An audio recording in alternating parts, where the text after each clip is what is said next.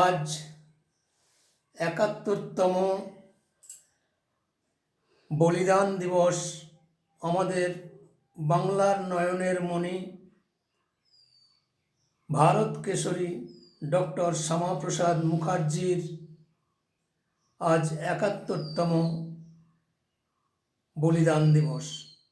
এই ৭১তম বলিদান দিবস উপলক্ষে আজ আমি পূর্ব বর্ধমান জেলার অন্তর্গত পূর্বস্থলী উত্তরের ১ নম্বর মণ্ডলের অধীনে পুটসুরি গ্রামে আমার বাড়িতেই ডক্টর শ্যামাপ্রসাদ মুখার্জির আজকে এই বলিদান দিবস।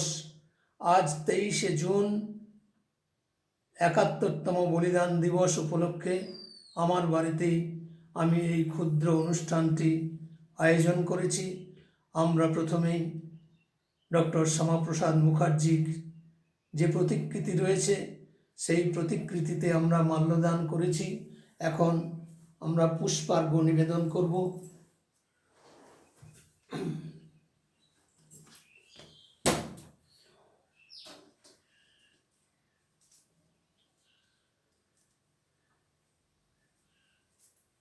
সঙ্গে বলবে বন্দে মাতরম, বন্দে বন্দে মাতরম, বন্দে মাতরম, वंदे मातरम। ভারত কেশরী ডক্টর শ্যামাপ্রসাদ মুখার্জি লহ প্রণাম। ভারত কেশরী ডক্টর শ্যামাপ্রসাদ লহ প্রণাম, লহ প্রণাম। ভারত কেশরী ডক্টর শ্যামাপ্রসাদ মুখার্জি লহ প্রণাম। ভারত কেশরী ডক্টর শ্যামাপ্রসাদ মুখার্জি লহ প্রণাম, লহ প্রণাম।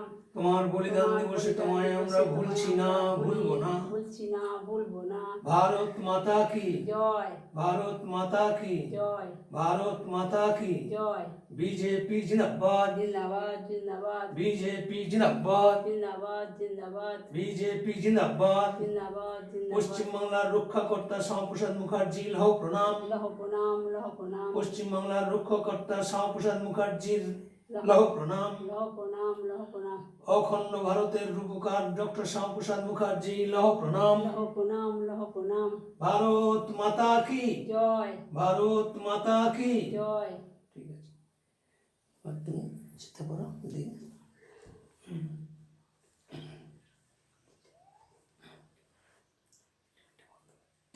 ডক্টর শ্যামাপ্রসাদ মুখার্জির মৃত্যু দিবসে আজ আমরা ওনার চরণে অর্ঘ্য নিবেদন করলাম। কিছু বলতে পারবেন না? বলতে পারি সেরকম?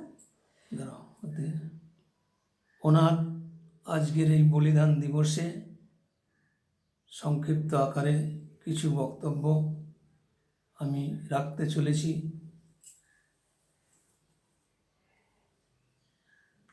এবং সেই সঙ্গে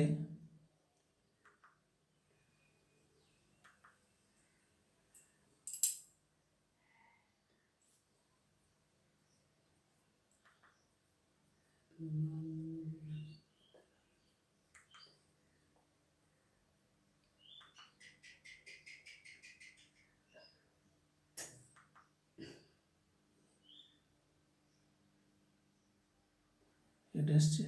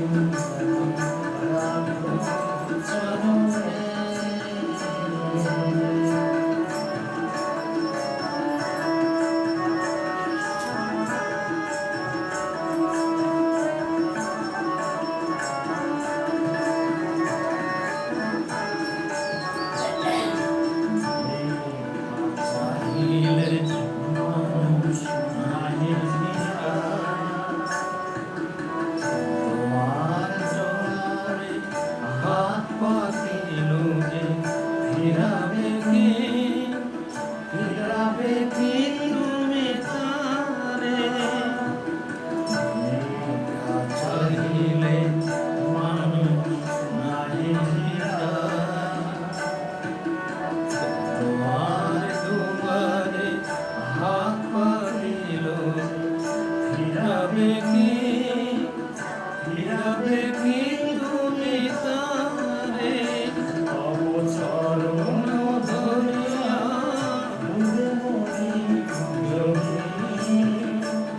রবে কলঙ্ক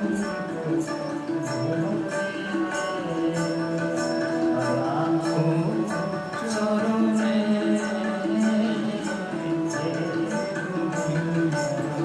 রাখো চরণে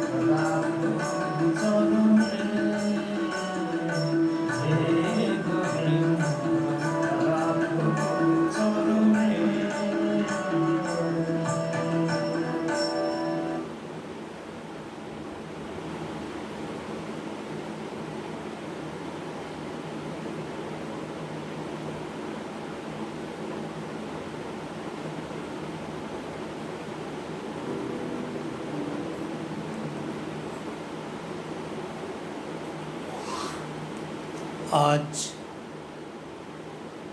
2024-এর 23শে জুন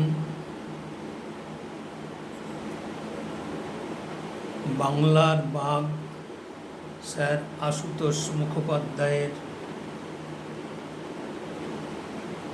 যোগ্য সন্তান ভারত কেশরী ডক্টর শ্যামাপ্রসাদ মুখার্জির বলিদান দিবস। এই বলিদান দিবস উপলক্ষে যে ক্ষুদ্র অনুষ্ঠান এখন হচ্ছে, ইতিমধ্যেই ডক্টর শ্যামাপ্রসাদ মুখার্জির প্রতিকৃতিতে মাল্যদান এবং পুষ্পার্ঘ্য নিবেদনের মাধ্যমে আমাদের আজকের এই কর্মসূচির সূচনা করেছি। ওনার পিতা বাংলার বাঘ স্যার আশুতোষ মুখোপাধ্যায়ের 60 বৎসর বয়সে মৃত্যু হয়। ওনার বড় বোন কমলা দেবী বিধবা হন। কিছুদিন পর তারও মৃত্যু হয়। এই সময় 11 বৎসরের বিবাহিত জীবনে 4 সন্তানের জননী স্ত্রী সুধা দেবীরও মৃত্যু হয়। বড় দাদা রমাপ্রসাদ ও বৌদি তারা দেবী সন্তানদের দেখাশোনার দায়িত্ব নিলেন শ্যামাপ্রসাদ মুখার্জি। আরও বেশি করে সামাজিক জীবনে জড়িয়ে পড়েন ডক্টর শ্যামাপ্রসাদ মুখার্জি।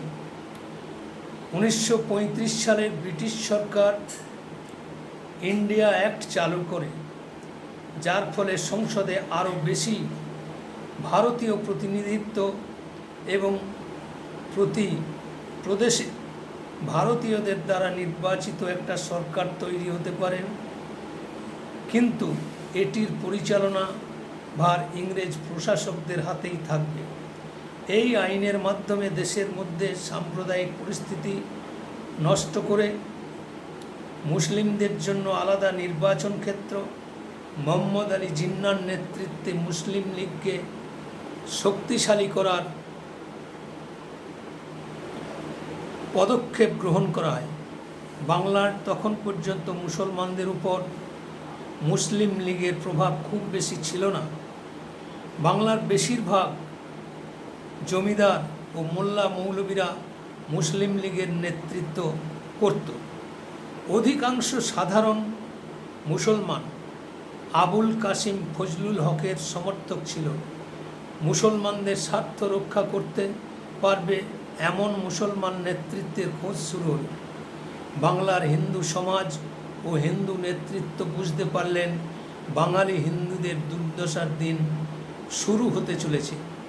সকলে মিলে শ্যামাপ্রসাদ মুখার্জিকে শিক্ষাক্ষেত্র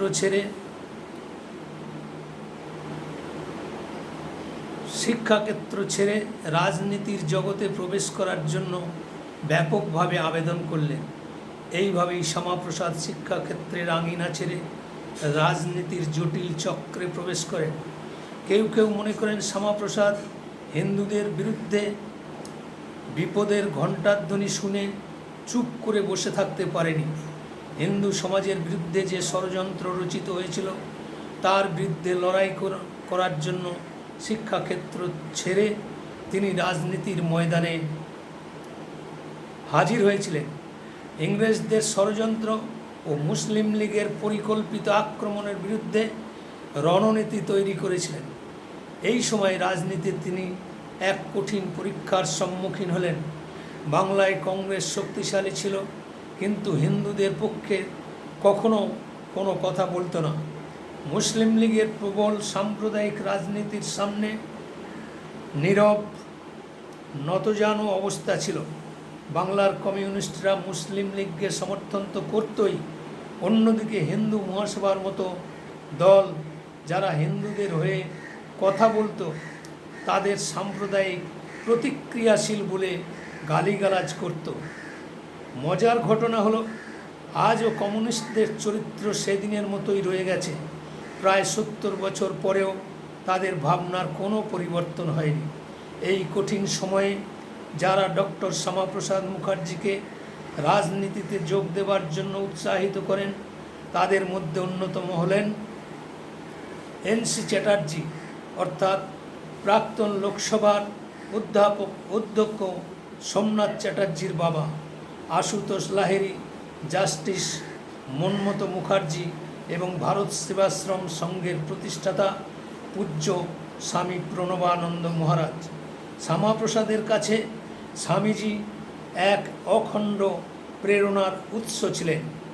এই সময় শ্রী মুখার্জি ফজলুল হকের নেতৃত্বাধীন কৃষক প্রজা পার্টির সমর্থক ছিলেন। কৃষক প্রজা পার্টি মূলত বাংলার কৃষক সমর্থক পার্টি ছিল, যার বেশিরভাগ সদস্যই মুসলিম হলেও পার্টির সংবিধান ধর্মনিরপেক্ষই ছিল। ডক্টর ফজলুল হকও ব্যক্তিগতভাবে মৌলবাদ সমর্থক ছিলেন না। বাংলায় তখন 3টি দল প্রভাবশালী ছিল: কংগ্রেস, মুসলিম লীগ ও কৃষক সমাজ প্রজা পার্টি। 1939 সালের নির্বাচনে প্রান্তের আইনসভায় কোনো দলই সংখ্যাগরিষ্ঠতা পায়নি। ফলে সরকার গড়া নিয়ে জোড়াতালি খেলা শুরু হয়। বাংলার বেশিরভাগ কংগ্রেস নেতারা চাইতো যে কংগ্রেস তুলনামূলক কম সাম্প্রদায়িক হক সাহেবের সঙ্গে জোট বেঁধে সরকারের দখল নিক, কিন্তু কংগ্রেসের কেন্দ্রীয় নেতৃত্ব এ প্রস্তাব বাতিল করে দেয়। ফলে ক্ষমতা দখলের জন্য হক সাহেবকেই মুসলিম লীগের বদলে কংগ্রেসের সঙ্গে সমঝোতায় বেশি আগ্রহী ছিলেন।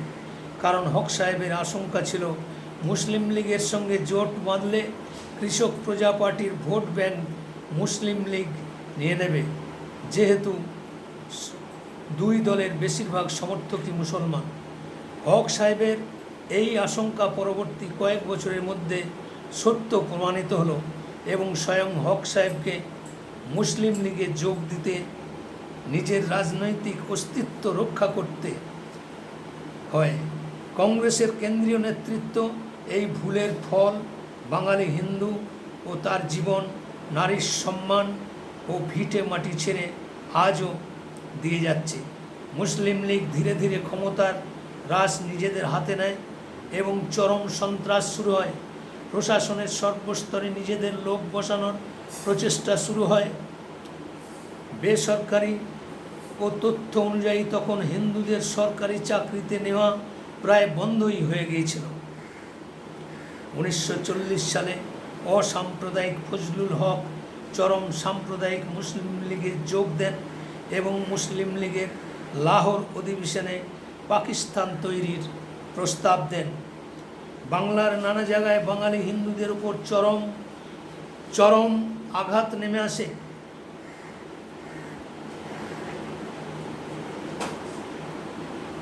কংগ্রেসের কেন্দ্রীয় নেতৃত্বের চাপে রাজ্য কংগ্রেস নেতৃত্ব এর বিরুদ্ধে একটিও বাক্য খরচ করেনি, শব্দ করার সাহস পর্যন্ত পায়নি।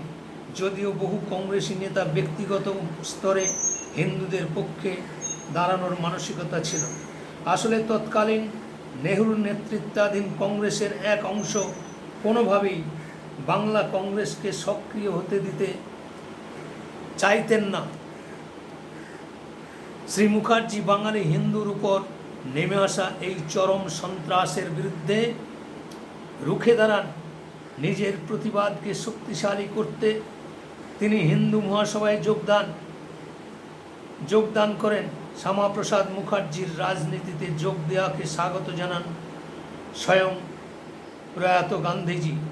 গান্ধীজির ভাষায় পণ্ডিত মদন মোহন মালব্যের পর হিন্দুদের জন্য নেতৃত্ব দেওয়ার জন্য একজন বলিষ্ঠ নেতৃত্বের দরকার ছিল।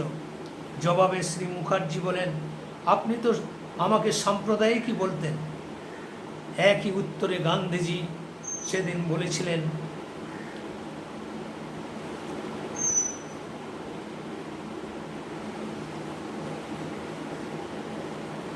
স্বয়ং গান্ধীজি সেদিন বলেছিলেন, সমুদ্র মন্থনের শেষে সমস্ত বিষ যেমন মহাদেব ধারণ করেছিলেন। মহাত্মা গান্ধী শ্যামাপ্রসাদ মুখার্জিকে সেই দিন সেই পরিস্থিতির প্রেক্ষাপটে নিজে বলেছিলেন যে সমুদ্র মন্থনের শেষে সমস্ত বিষ যেমন মহাদেব ধারণ করেছিলেন, তেমনি ভারতীয় রাজনীতির সমস্ত বিষ ধারণ করার জন্য তো কাউকে দরকার। গান্ধীজি মুখার্জির এই যোগ্যতা ও তার নেতৃত্ব গুণ সম্পর্কে জানতেন। তাই তিনি প্রায় জোর করে জওহরলাল নেহরুকে বাধ্য করেন শ্যামাপ্রসাদ মুখার্জিকে গুরুত্বপূর্ণ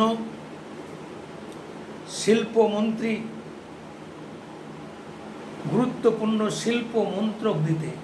হিন্দু মহাসভায় যোগ দেওয়ার পর প্রথম এক বছরে শ্রী মুখার্জি সম্পূর্ণ বাংলাকে চষে ফেলেন। সমস্ত ভেদাভেদ মুছে অস্তিত্ব রক্ষার জন্য তিনি হিন্দুদের একজোট হওয়ার আহ্বান জানান। সারা বাংলায় তার নেতৃত্বে হিন্দু মহাসভা আবার জীবন্ত হয়ে ওঠে।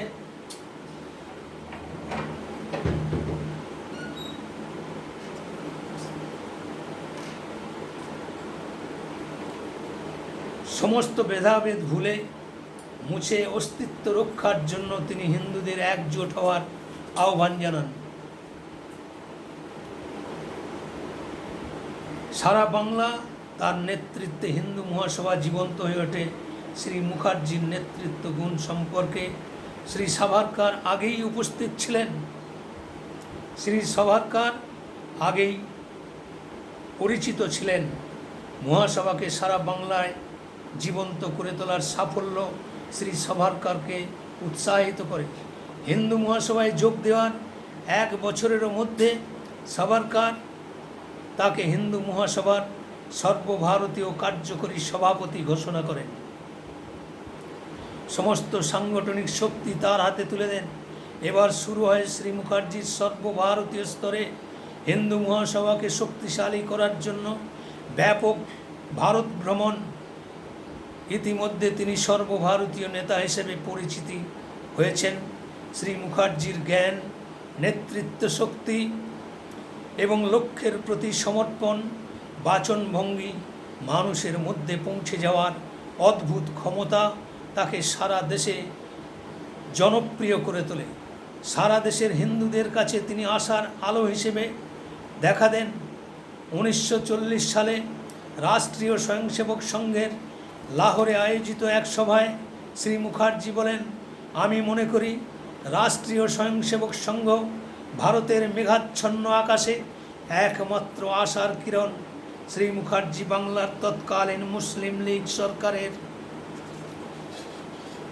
হিন্দু বিরোধী পদক্ষেপকে এক এক করে রুখে দিয়েছিলেন। অন্যদিকে মুসলিম লীগ প্রশাসনের সর্বস্তরে নিজেদের লোক বসানোর খেলায় মেতে উঠেছিল। লীগ সরকার এবার শিক্ষা ব্যবস্থাকে নিজ করতলে আনার প্রচেষ্টা শুরু করে। তারা মাধ্যমিক শিক্ষাকেও সরাসরি সরকারি নিয়ন্ত্রণে আনার চেষ্টা করে, যাতে শিক্ষার জিহাদিকরণ করা যায়।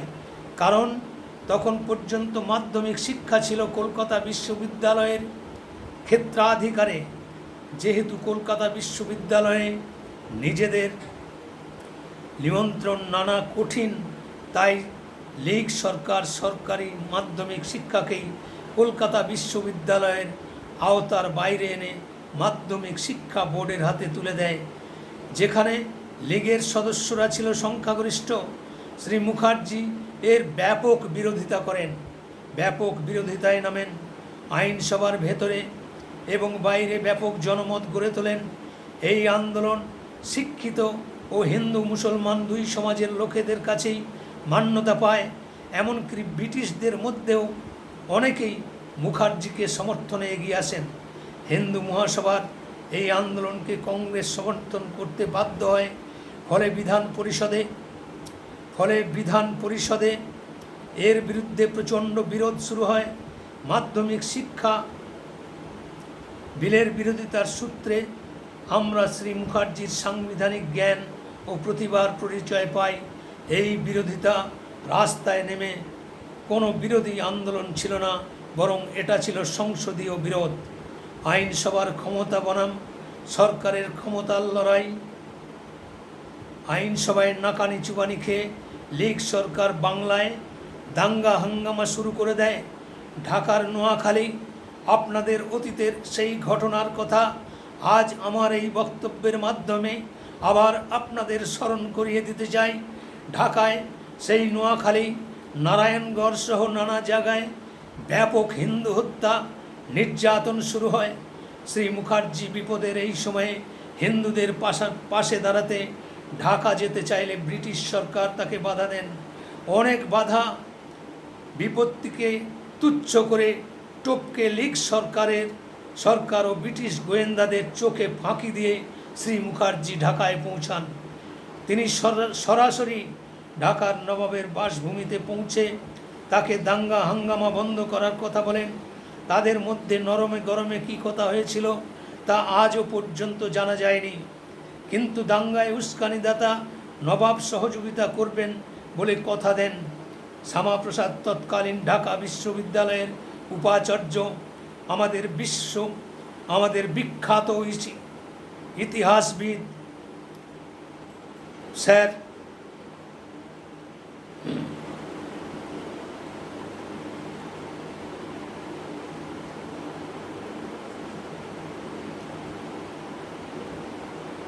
উমেশচন্দ্র মজুমদার। শ্যামাপ্রসাদ থাকাকালীন ঢাকা বিশ্ববিদ্যালয়ে উপাচার্য রমেশচন্দ্র মজুমদারের বাড়িতে 5 দিন থেকে দাঙ্গা প্রভাবিত এলাকায় ভ্রমণ করেন ও মুসলিম লীগের আসল মুখ বিশ্ব সংবাদ জগতের সামনে তুলে ধরেন।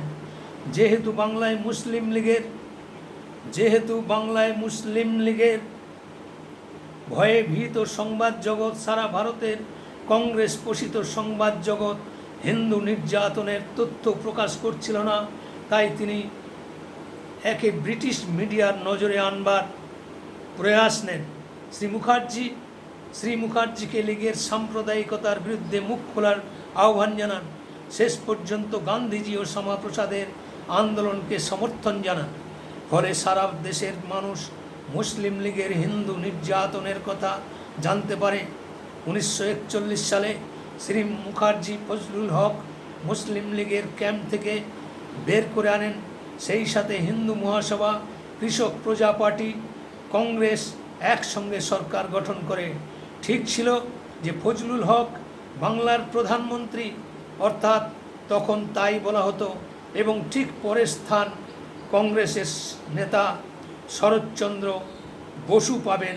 কিন্তু ব্রিটিশরা হঠাৎ শরৎ বসুকে গ্রেপ্তার করায় ফজলুল হক সেই স্থানে শ্রী মুখার্জির হাতে তুলে দেন।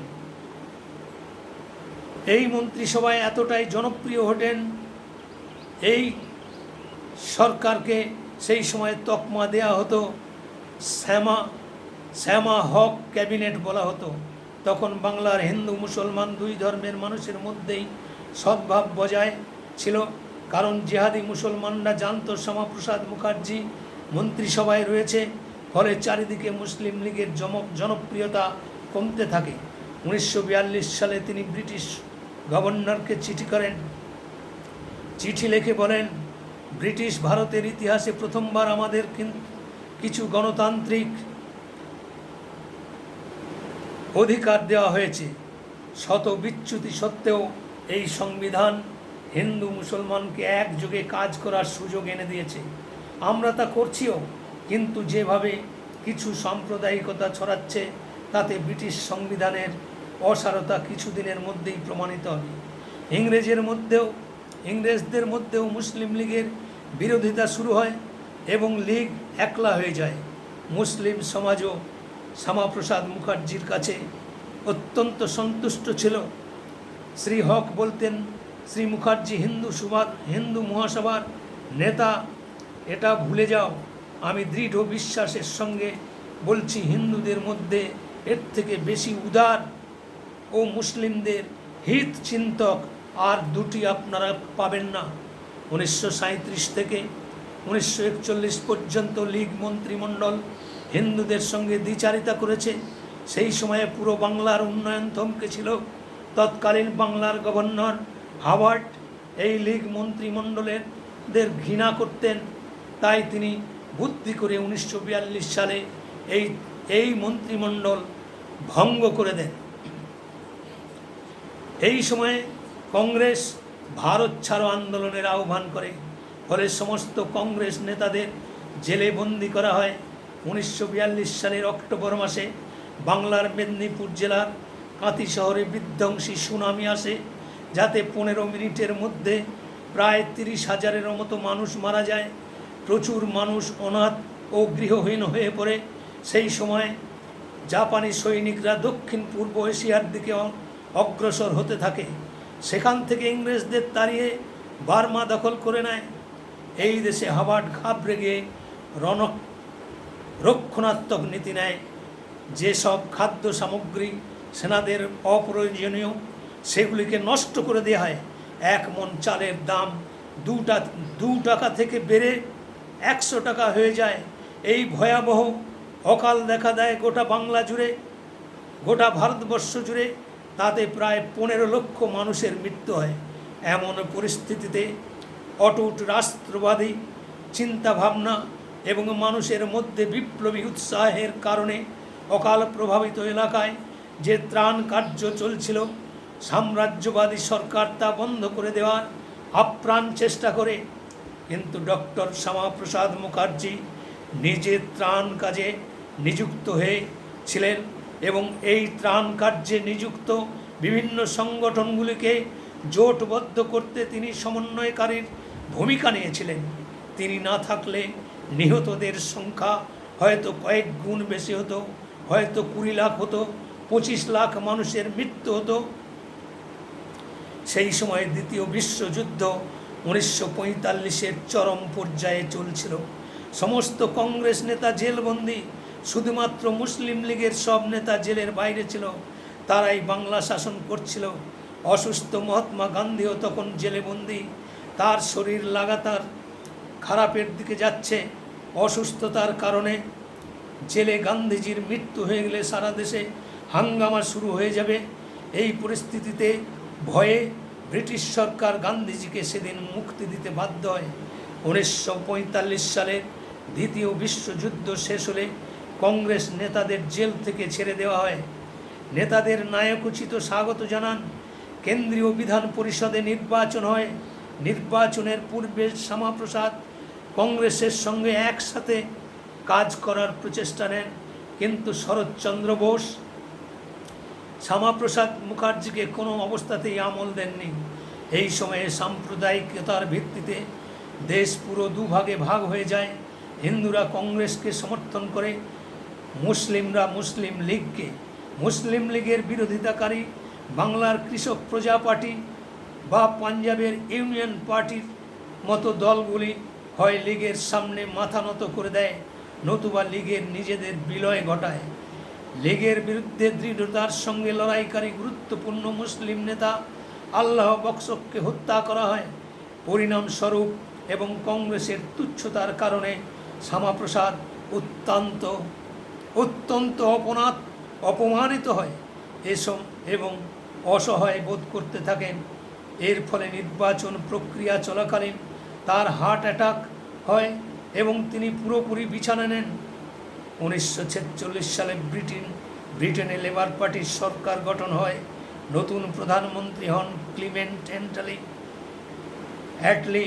তিনি ভারতবর্ষের স্বাধীনতার সম্ভাবনার দিক খতিয়ে দেখার জন্য ক্যাবিনেট মিশন নামে একটি শক্তিশালী সমিতির প্রতিষ্ঠা করেন।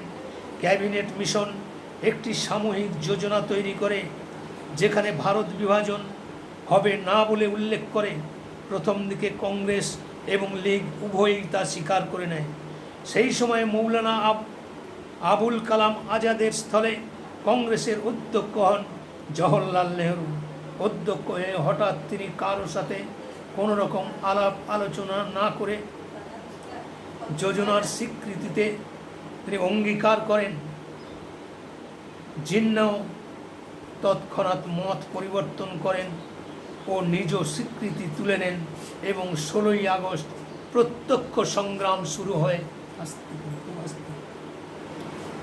প্রত্যক্ষ সংগ্রাম 16ই আগস্ট প্রত্যক্ষ সংগ্রাম দিবস ঘোষণা করে। এরপরের 4 দিন গোটা কলকাতা জুড়ে হিন্দু মুসলমানের মধ্যে তীব্র সাম্প্রদায়িক দাঙ্গা শুরু হয়। এই দাঙ্গাতে প্রায় 20,000 মানুষ মারা যায়। শ্যামাপ্রসাদ তখন বাংলার প্রান্তীয় বিধান পরিষদের সদস্য হয়ে গিয়েছিলেন। এই সময়ে বাংলাতে হুসেন শহীদ সুরাবুদ্দিন নেতৃত্বে মুসলিম লীগের শাসন চলছিল। তিনি এই হত্যাকাণ্ডের ষড়যন্ত্রের নায়ক ছিলেন। প্রান্তীয় পরিষদে শ্যামাপ্রসাদ দাঙ্গাকে ইন্ধন দেওয়ার কারণে সুরাবুদ্দিকে তীব্র ভর্ৎসনা করেন। আশ্চর্যের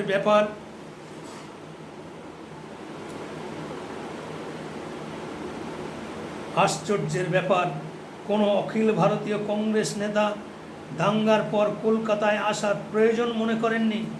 হয়তো এই ভয়ে যে কলকাতা আসলে তাকে মুসলমান বিরোধী বলে মনে করা হবে। এরপর কংগ্রেস ব্যবহারিক রূপে বিভাজন মেনে নেয়। এই আলোচনার পূর্বে ডক্টর শ্যামাপ্রসাদ অনবরত গান্ধীজিকে পাকিস্তান বিষয়ে সহমত না হওয়ার পরামর্শ দিতে থাকেন, কিন্তু গান্ধীজি তাতেও কর্ণপাত করেননি। অপরদিকে জিন্না পাকিস্তানের ব্যাপারে অনড় হয়ে থাকে। এই সময় ভারতে ভাইসরয় হন লর্ড মাউন্টব্যাটেন এবং তার স্ত্রী এডভিনা। দুজনে জওহরলালকে দেশভাগের ব্যাপারে রাজি করিয়ে নেন। নেহরুর প্রধানমন্ত্রী হওয়ার জন্য লালায়িত ছিলেন। 3রা জুন 1947 সালে ব্রিটিশ প্রধানমন্ত্রী ভারতের স্বাধীনতা ঘোষণা করে দেন, কিন্তু ঘোষণা মতো বাংলা এবং পাঞ্জাব পাকিস্তানের অন্তর্ভুক্ত হয়। দেশ বিভাজনের সিদ্ধান্ত চূড়ান্ত হয়ে যাওয়ার পরে ডক্টর মুখার্জি বাঙালি হিন্দুদের জন্য আলাদা মাতৃভূমির সমর্থনে জনতার রায় একত্রিত করেন। সেই রায়ের ভিত্তিতে ইংরেজ সরকার বাধ্য হয় মুসলমান বহুল বাংলার বিভাজন মেনে নেয়। সেই সঙ্গে হিন্দু বহুল বাংলার অংশকে ভারতবর্ষের সঙ্গে রাখতে শ্যামাপ্রসাদ ইংরেজদেরকে বাধ্য করেন। তাই Jawaharlal Nehru divided India, but doctor Shyamaprasad Mukherjee divided Pakistan. Pakistan থেকে আমাদের এই পশ্চিমবাংলা ও পাঞ্জাবকে ছিনিয়ে নিয়ে তিনি একটা দৃষ্টান্ত স্থাপন করেছিলেন। তাই গত 20 জুন আমরা ভারত কেশরী ডক্টর শ্যামাপ্রসাদ মুখার্জির তত্ত্বাবধানে পাকিস্তান থেকে এই বাংলাকে ছিনিয়ে আনার জন্য 20শে জুন পশ্চিমবঙ্গর জন্মদিবস পালন গোটা পশ্চিমবাংলা জুড়ে আমরা পালন করেছি। ইতিমধ্যেই গত 3 দিন আগে পশ্চিমবঙ্গ দিবস আমরা পালন করেছি। ইন্টারনেটের মাধ্যমে, ফেসবুক দুনিয়াতে, সোশ্যাল মিডিয়ার মাধ্যমে এই পোস্ট আপনারা অবশ্যই দেখে থাকবেন, আমিও পোস্ট করেছি। তো আজকে 23শে জুন 2024 সাল 71তম ডক্টর শ্যামাপ্রসাদ মুখার্জির বলিদান দিবস। এই বলিদান দিবসের প্রেক্ষাপটে আমি বেশ কিছু তথ্য আপনাদের সামনে তুলে ধরতে চাই। ভারতবর্ষকে দ্বিখণ্ডিত করে যে দ্বিজাতি তত্ত্বের ভিত্তিতে ভারত মাতাকে টুকরো করে পাকিস্তানের জন্ম দেওয়ার মাধ্যমে এবং কাশ্মীরের এক বিষ বৃক্ষ রোপণের মাধ্যমে 370 ধারা প্রয়োগ করে একটা অভিশাপের জন্ম দেওয়া হয়েছিল।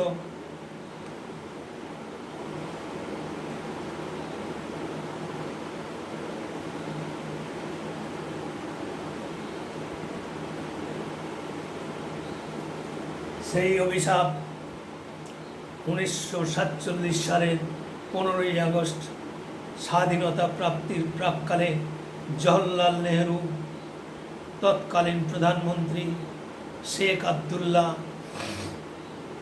অর্থাৎ কাশ্মীরের তৎকালীন সময়ে প্রধানমন্ত্রী বলা হতো শেখ আবদুল্লাহ, মোহাম্মদ আলী জিন্নাহ এবং বামফ্রন্টের তৎকালীন নেতৃত্ব সুরজিৎ সিং, তাদের তত্ত্বাবধানে দ্বিজাতি তত্ত্বের ভিত্তিতে ভারত মাতাকে দ্বিখণ্ডিত করে পাকিস্তানের জন্ম দিয়ে কাশ্মীরের বুকে এক বিষ বৃক্ষ রোপণ করলেন, যে কাশ্মীরের মুসলিম সমাজের মানুষদের বিশেষ সুবিধা পাইয়ে দেওয়ার জন্য 370 ধারা নামক একটা ধারাকে টেম্পোরারি এই ধারাকে লাগু করা হয়েছিল।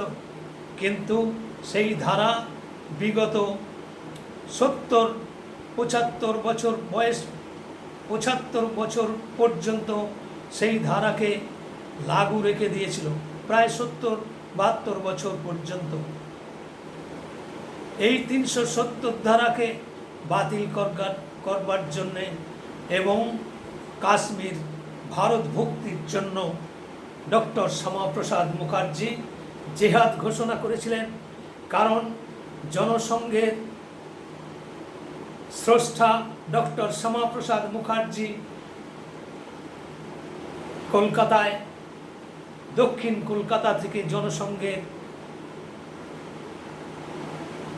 ভোটের দ্বারা নির্বাচিত হয়ে সংসদে শিল্পমন্ত্রী। আমি ইতিপূর্বেই তার ব্যাখ্যা করেছি, গান্ধীজির তত্ত্বাবধানে আমাদের শ্যামাপ্রসাদ মুখার্জিকে শিল্পমন্ত্রীর মতো দায়িত্ব দেওয়া হয়েছিল। কিন্তু ডক্টর শ্যামাপ্রসাদ মুখার্জির মন, তার সংকল্প, তার জীবনের ব্রত ছিল এই ভারত মাতাকে, পশ্চিমবাংলাকে এবং গোটা হিন্দু জাতির ওপরে যে অভিশাপ পাকিস্তান থেকে এবং পূর্ববঙ্গ থেকে লক্ষ লক্ষ হিন্দুদের উদ্বাস্তু হয়ে, মুসলিম দ্বারা অত্যাচারিত হয়ে তারা দেশে ফিরে আসছে, বাধ্য করা হচ্ছে তাদেরকে দেশ ত্যাগ করতে। সেই ভয়াবহ পরিস্থিতির মধ্যে ডক্টর শ্যামাপ্রসাদ মুখার্জি সংসদে জিহাদ ঘোষণা করলেন। ওনার সেই অমোঘ বাণী, অন্যায়ের প্রতিবাদ করো, প্রতিরোধ করো, প্রয়োজন হলে প্রতিশোধ নাও, তার সঙ্গে সঙ্গে তিনি জিহাদ ঘোষণা করলেন।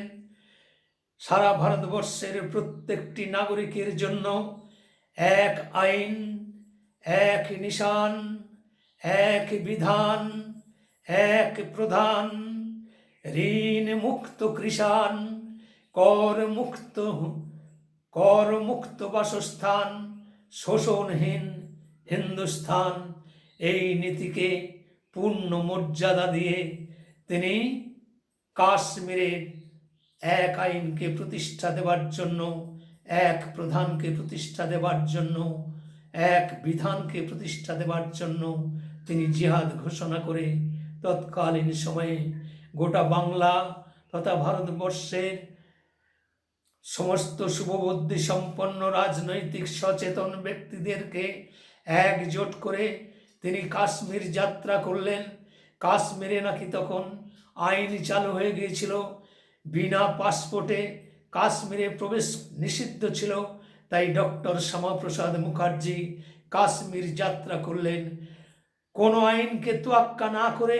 তার জীবনের ব্রত ছিল যে এক আইন, এক বিধান, এক প্রধান, তাকে প্রতিষ্ঠা দেওয়াই যার জীবনের ব্রত। তাই তিনি কাশ্মীর যাত্রা করলেন এবং কাশ্মীর যাত্রা করার পর শ্রীনগরের জেলে ডক্টর শ্যামাপ্রসাদ মুখার্জিকে বন্দি করা হলো এবং এমন একটি জেলে নিক্ষেপ করা হলো যে জেলে সাধারণভাবে বিচরণ করবার মতো তার জায়গা ছিল না। তৃষ্ণার্ত অবস্থায় তাকে জল পর্যন্ত ঠিক মতো দেওয়া হয়নি। এইভাবে ওই জওহরলাল নেহরু, শেখ আবদুল্লাহ, মোহাম্মদ আলী জিন্না এদের তত্ত্বাবধানে, এদের চক্রান্তে আমাদের ভারত কেশরী ডক্টর শ্যামাপ্রসাদ মুখার্জি বাংলার নয়নের মণিকে সেদিন স্লো পয়জন করে ডক্টর শ্যামাপ্রসাদ মুখার্জিকে মেরে ফেলা হলো। ওনাকে মেরে ফেলার যে ইতিহাস, সেই ইতিহাস পূর্ণাঙ্গ তদন্ত হয়নি। ওনার মা বারে বারে তৎকালীন প্রধানমন্ত্রী জওহরলাল নেহরুকে চিঠি করেছিলেন যে শ্বেতপত্র প্রকাশ করা হোক, আমার সুসন্তান কেন মারা গেছে সেই শ্বেতপত্র প্রকাশ করা হোক এবং আইনি ব্যবস্থা নিয়ে আমার সন্তানকে যারা মেরেছে তাদের শাস্তি দেওয়ার জন্য উনি বারে বারে চিঠি লিখেছিলেন, কোনো কর্ণপাত করা হয়নি। তাই 1953 সালের 23শে জুন ভোর 3:40 আমাদের প্রাণ পুরুষ ভারত কেশরী ডক্টর শ্যামাপ্রসাদ মুখার্জি তার জীবন আহুতি দেওয়ার মাধ্যমে তিনি ভারতবর্ষের স্বাধীন ভারতবর্ষের প্রথম শহীদ হিসেবে নিজের আত্মবলিদান দিয়ে প্রমাণ করলেন তার রেখে যাওয়া যে দিশা, তার যে অখণ্ড ভারতের স্বপ্ন, সেই অখণ্ড ভারতের স্বপ্নকে সার্থক করবার জন্য যে ব্রত তিনি নিয়েছিলেন, সেই ব্রত আজও পর্যন্ত যথাযথভাবে ঠিকমতো পালন হয়নি সত্যই। কিন্তু কাশ্মীরের বুকে যে বিষ বৃক্ষরোপণ করে 370 ধারাকে লাগু করা হয়েছিল, সেই 370 ধারা বাতিল করবার জন্যে আমাদের জনসংঘের পর 1953 সালে ডক্টর শ্যামাপ্রসাদ মুখার্জি যেমন 52 বছর বয়সে আত্মবলিদান দিলেন, তার পরবর্তীকালে আমাদের আর এক মহাপুরুষ পণ্ডিত দীনদয়াল উপাধ্যায়, তারও 52 বছর বয়সে তাকেও মেরে ফেলা হলো। মুজফ্ফরপুর রেল স্টেশনের কাছে তাকে মেরে ফেলে তার মৃত দেহের খণ্ড অংশ সেই রেল স্টেশনের রেল লাইনের ধারে ফেলে দেওয়া হয়েছিল। সেই পণ্ডিত দীনদয়াল উপাধ্যায়ও একজন যোদ্ধা, ভারত কেশরী ডক্টর শ্যামাপ্রসাদ মুখোপাধ্যায়ের যোগ্য সহযোদ্ধা, তাকেও মেরে ফেলা হলো, এক বিশাল চক্রান্তের শিকার হলো। তার পরবর্তীকালে ভারতীয় জনতা পার্টির আত্মপ্রকাশ ঘটে। এর মধ্যে বহু ইতিহাসে বর্ণিত বহু ঘটনা ঘটে গেছে। জনসংঘার বহু কর্মীকে, রাষ্ট্রীয় স্বয়ংসেবক সংঘের বহু কর্মীকে জেলে নিক্ষেপ করা হয়েছে। জনসংঘকে বন্ধ করে দেওয়ার জন্যে বহু রাজনৈতিক চক্রান্ত করা হয়েছে, এইভাবে বহু ইতিহাস আছে। সেই ইতিহাসের কিছু অংশ আমি অতীতে আমার একটি বক্তব্যের মাধ্যমে আমি তুলে ধরেছি। আপনারা আমার ইউটিউব চ্যানেলের মাধ্যমে সেই বক্তব্য শুনতে চাইলে আপনারা শুনতে পাবেন। তাই আমি আজকের এই বিশেষ দিনে ডক্টর শ্যামাপ্রসাদ মুখার্জির বলিদান দিবসে এই ক্ষুদ্র অনুষ্ঠানের মধ্যেই আমি আবার ওই বিষয়গুলি উল্লেখ এই কারণে করলাম যে আজকে আমি আমার বাড়িতে এই অনুষ্ঠান করছি, তার পিছনেও একটা কারণ আছে। আজকে এই রাজ্য সরকার যে হারমাত বাহিনী এই গত লোকসভা